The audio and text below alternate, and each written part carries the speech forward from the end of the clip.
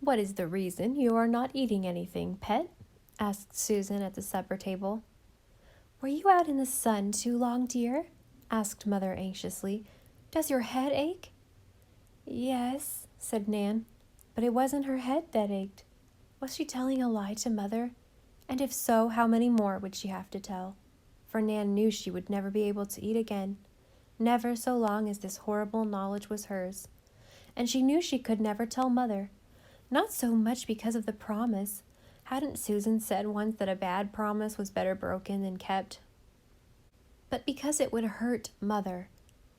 Somehow, Nan knew beyond any doubt that it would hurt Mother horribly, and Mother shouldn't be hurt, nor Dad.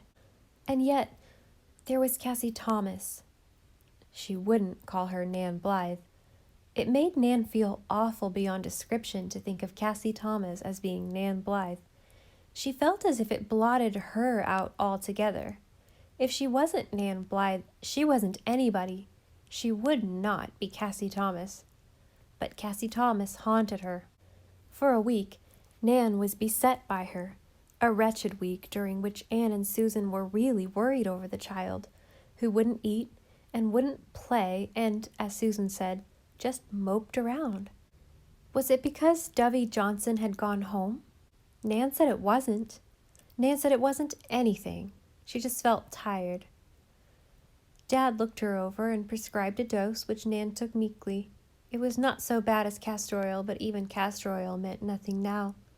Nothing meant anything except Cassie Thomas, and the awful question which had emerged from her confusion of mind and taken possession of her.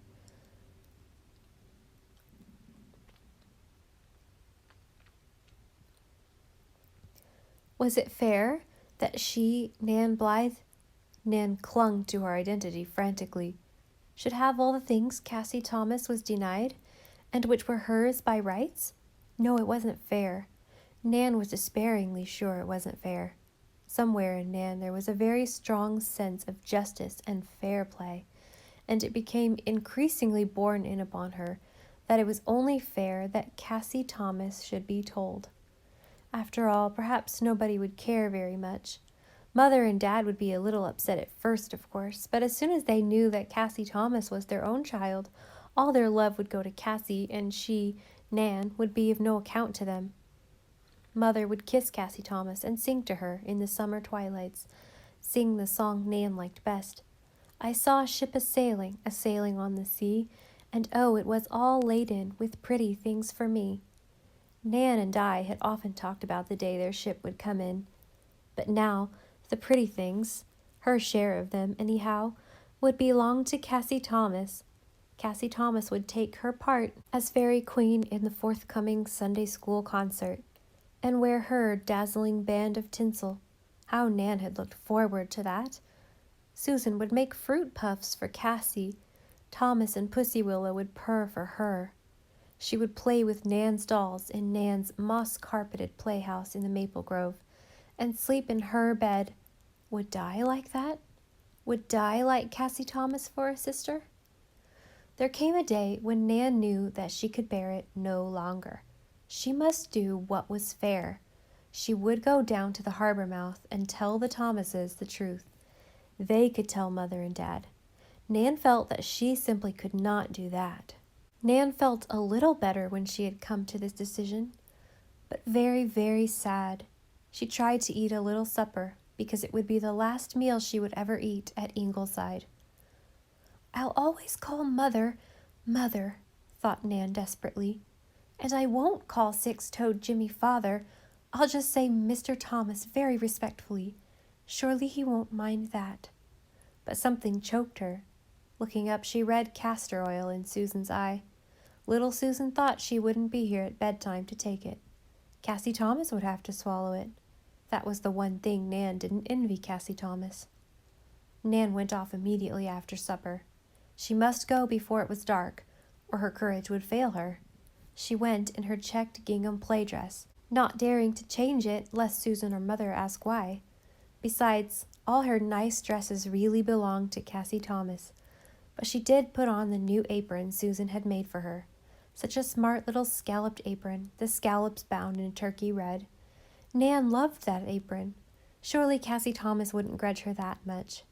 She walked down to the village, through the village, past the wharf road, and down the harbor road, a gallant, indomitable little figure. Nan had no idea that she was a heroine.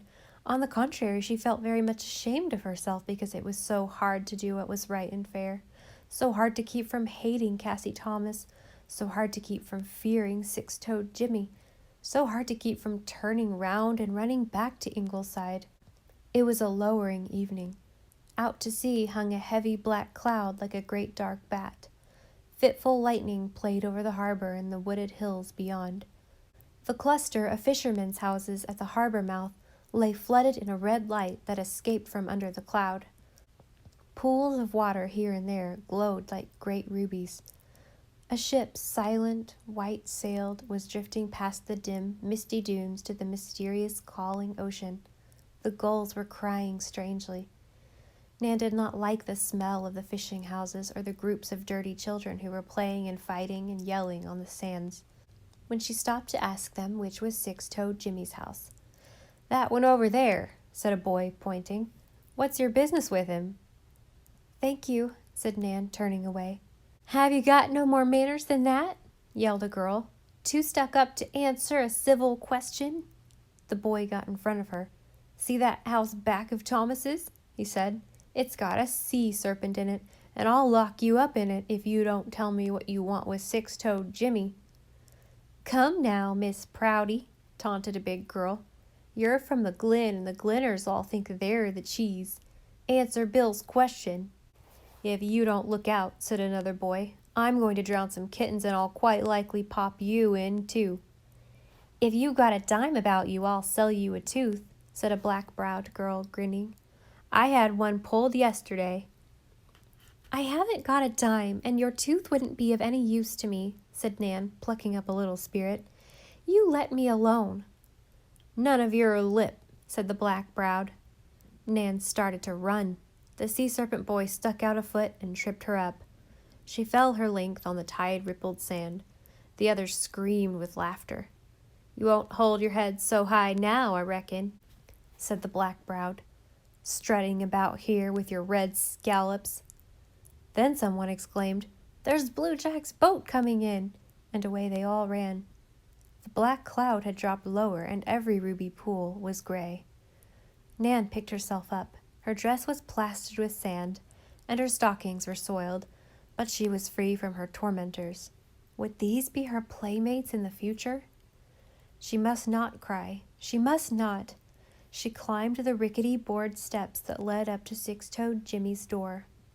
Like all the harbor mouth houses, Six-Toed Jimmy's was raised on blocks of wood to be out of the reach of any unusually high tide, and the space underneath it was filled with a medley of broken dishes, empty cans, old lobster traps, and all kinds of rubbish. The door was open, and Nan looked into a kitchen the like of which she had never seen in her life. The bare floor was dirty. The ceiling was stained and smoked. The sink was full of dirty dishes.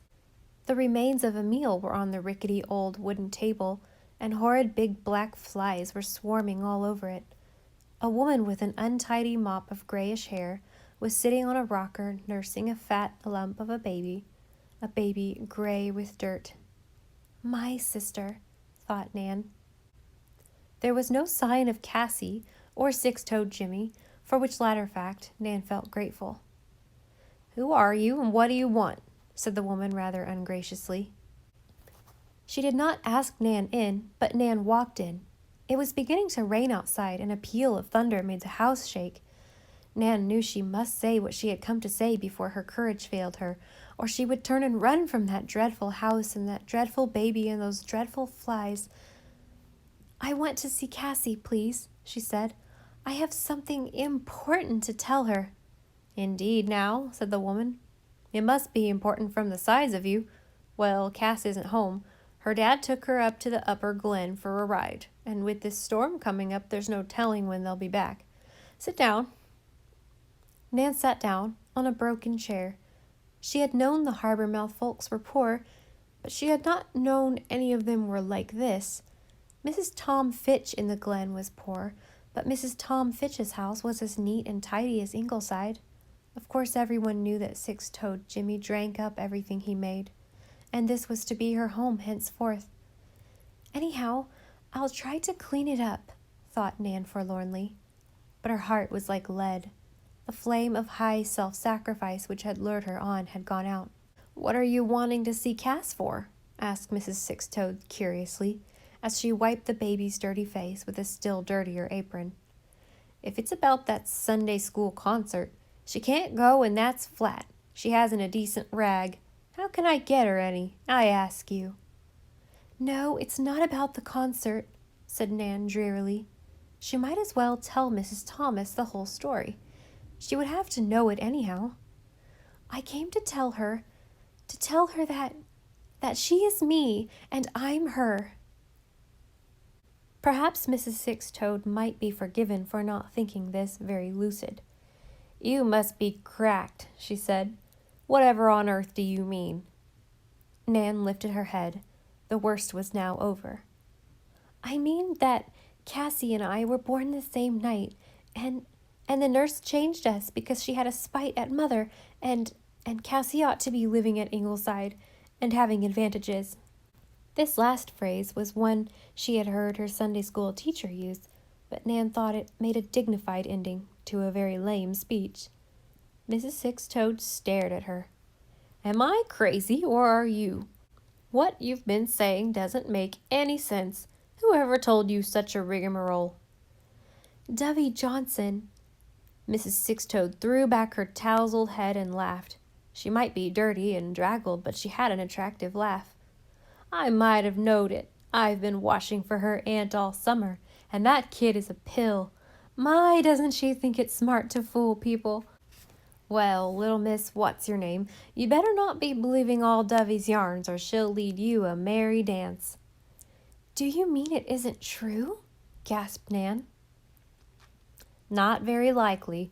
Good glory, you must be pretty green to fall for anything like that. Cass must be a good year older than you. Who on earth are you, anyhow?" "I'm Nan Blythe." Oh, beautiful thought. She was Nan Blythe. Nan Blythe, one of the Ingleside twins. Why, I remember the night you were born. I happened to call at Ingleside on an errand. I wasn't married to Six-Toed then, more's the pity I ever was, and Cass's mother was living and healthy, with Cass beginning to walk. You look like your dad's mother. She was there that night too, proud as punch over her twin granddaughters, and to think you'd no more sense than to believe a crazy yarn like that." "I'm in the habit of believing people," said Nan, rising with a slight stateliness of manner, but too deliriously happy to want to snub Mrs. Six-Toed very sharply.